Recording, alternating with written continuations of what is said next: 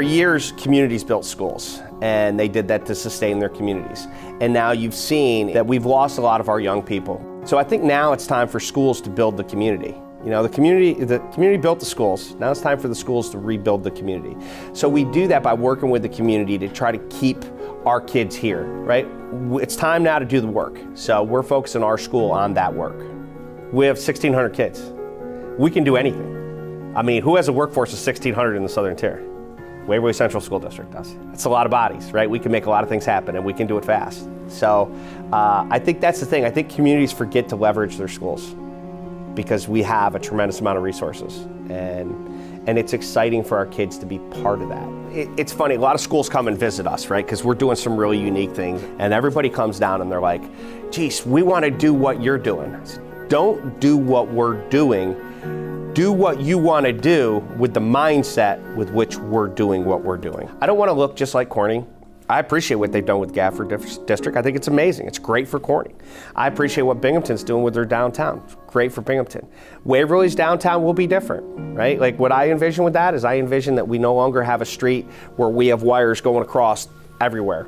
We have a street where there's no more telephone poles, and our streets can be widened, and we can have a bicycle lane, right? A place where we can create diagonal parking so we can have more access to our stores in our downtown. Like that's what I envision, but I'm just one voice in the envisioning of it, right? But I think that's what I think could become of it.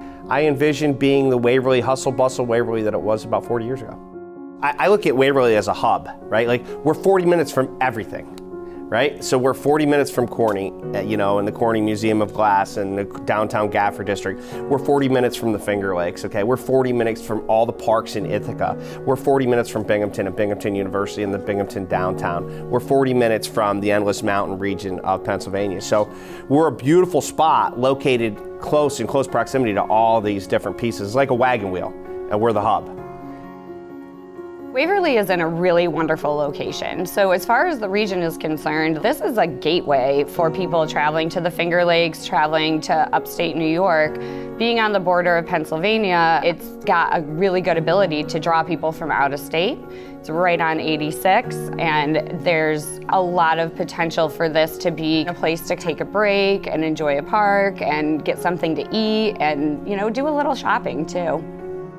I grew up in Tioga County, and I didn't know Waverly until I got this job.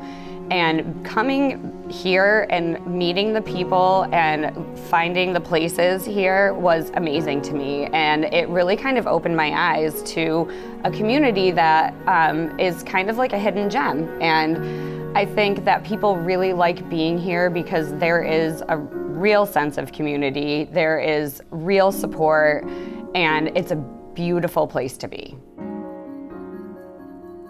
We have people in place who really care about this community and really want to see the growth. And not only that, we want to make sure that this growth isn't just today.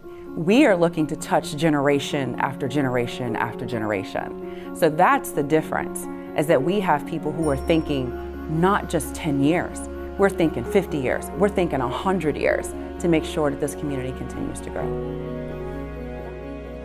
There are touchstones in every community that people remember. You know, like when I was a kid growing up, there was my favorite restaurant and they had my favorite pizza. I mean, every community has those things. And so you have to understand what is that collective value, that collective consciousness that exists in a community, and then how do you tap into that? And so, and then you tap into that energy. Because today, I mean, I have memories from when I was a kid. So those are my memories. Well, there are kids today.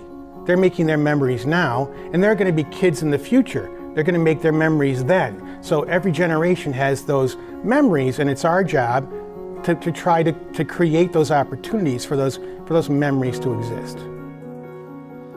I'm one of 4 kids, and 3 out of the 4 of us are back in the area now working full-time to run the business. Our father grew up here, and he is probably Waverly's biggest cheerleader, and if he could spend every minute of his life in one place, it would be Waverly, New York. And it's always been that way. And that has certainly rubbed off on the rest of us. One of my favorite things growing up as a child was riding around in cars, and the area is just so beautiful. There's so many vistas where you get to the top of a hill and you can look out. I think this grant could have a huge impact on Waverly. I think one thing that's so special about Waverly that a lot of towns would die to have is an interstate exit on both ends of town.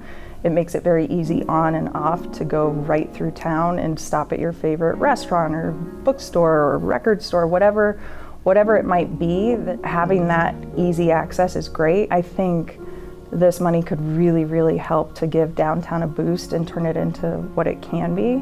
You know, you look at towns like Watkins Glen and Owego and some of the funding that they've received, and it really shows, and it makes a big difference.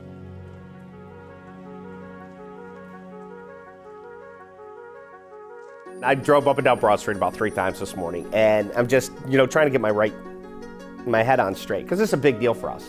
Right? It's a huge deal for us. $5 million for, the city of Binghamton or the city of Syracuse is probably not that big of a deal. $5 million in a place like Waverly is a huge deal, right? So what is the impact of something like that? And as I'm driving down that street, I'm thinking, what a beautiful community and town this is, right? Like, I mean, what $5 million would do for us would allow us to rescape that whole stretch of our business district. And it would allow us to be able to connect our parks, you know what I mean, so that people can walk through that downtown. And it's a game changer for a small community. And I think that's the thing. You can't rebuild without reinvesting. So it's wonderful that the state does a program like this to allow them to reinvest in our small communities and give us the chance to build something special. And you're never going to go wrong by betting on red.